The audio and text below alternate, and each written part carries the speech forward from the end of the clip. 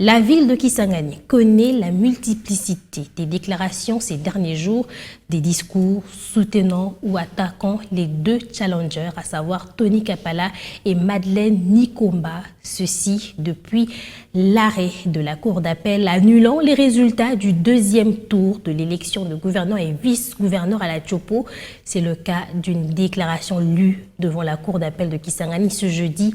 Un groupe des notables et jeunes de la Tchopo soutenant Tony Kapalata veulent que la Tchopo soit dirigée par les Tchopolais d'origine. De l'autre côté, un analyste politique proche du camp de Madeleine Nikomba signifie que la dite province a besoin du concours de tout le monde.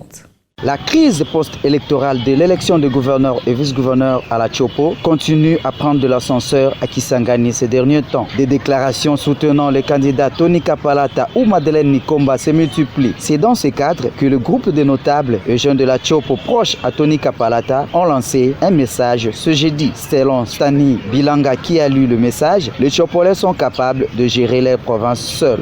Le nationalisme et l'hospitalité légendaire, caractéristiques propres aux filles et fils de la Tchopo, ne doivent plus être considérées comme une faiblesse. Nous ne sommes pas xénophobes, mais nous voulons simplement qu'on nous respecte désormais. La provocation sous ses multiples facettes doit cesser.